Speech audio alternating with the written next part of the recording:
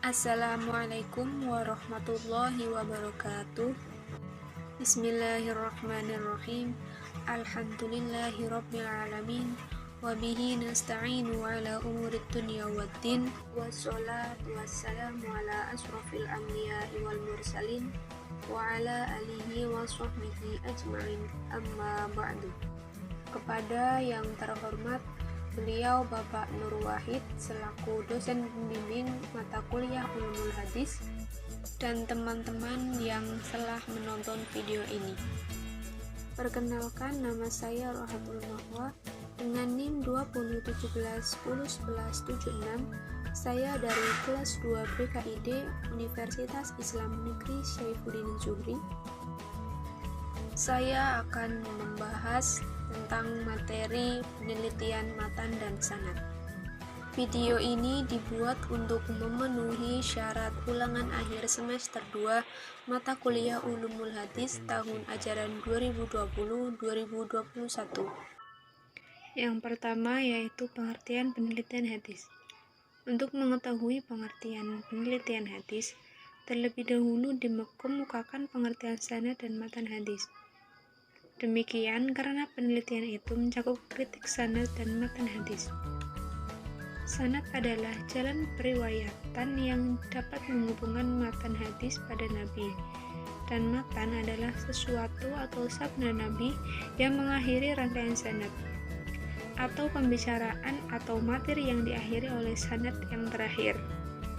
Untuk itu, pengertian yang sederhana dapat dikemukakan bahwa penelitian hadis dimaksud sebagai studi kritis atas sanad dan matan yang dilakukan oleh para peneliti hadis dengan tujuan mengetahui orisinalitas hadis, apakah ia berasal dari Nabi atau bukan, dengan menggunakan metode-metode tertentu.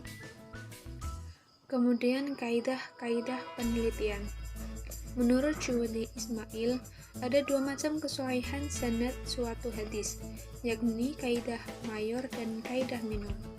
Kaidah kesohihan sanad adalah segala syarat atau kriteria yang harus dipenuhi oleh suatu sanad hadis yang berkualitas sahih.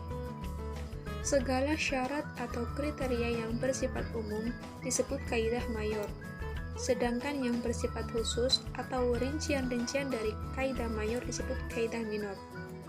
Untuk meneliti validitas sanad dan matan hadis dapat difahami melalui pengertian hadis sahih. Mengutip Ibnu Shalah, Syuuti Ismail mengungkapkan pengertian tersebut. Adapun hadis sahih adalah hadis yang bersambung sanadnya.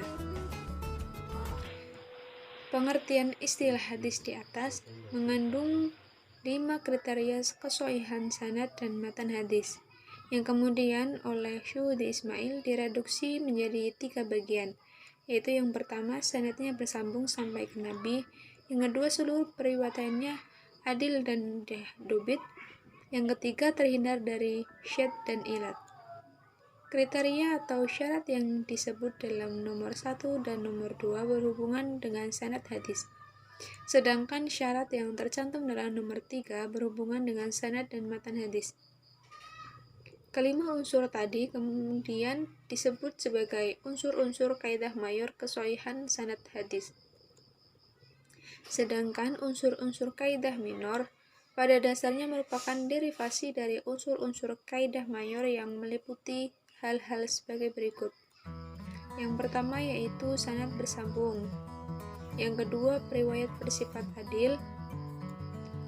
Yang ketiga, periwayat bersifat dobit. Seperti telah disinggung di atas, bahwa unsur-unsur yang harus dipenuhi oleh suatu matan yang berkualitas sahih ada 2 macam, yakni terhindar dari ilat. Dengan kata lain, kedua unsur tadi merupakan kaidah mayor penelitian matan hadis.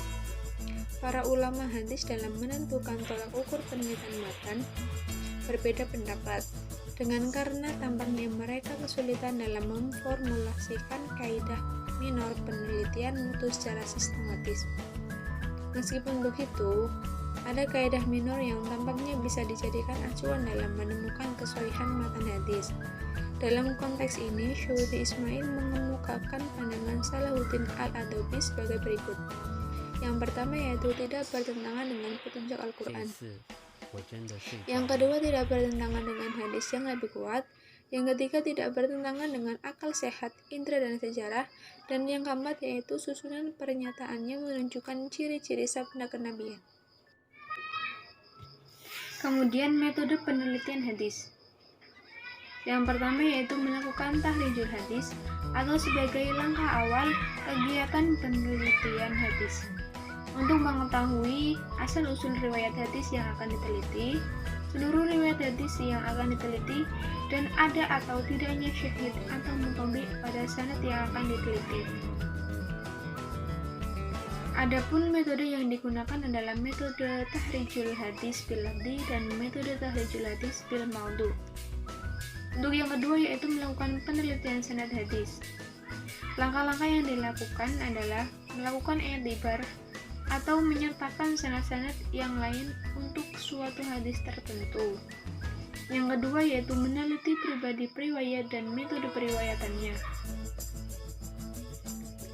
Untuk selanjutnya yaitu penelitian matan hadis.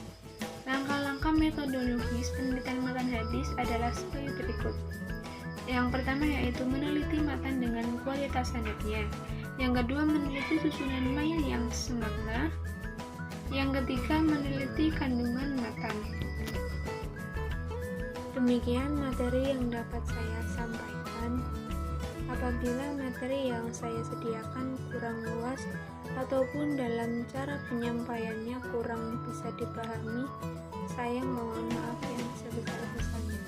Dari saya, wassalamualaikum warahmatullahi wabarakatuh.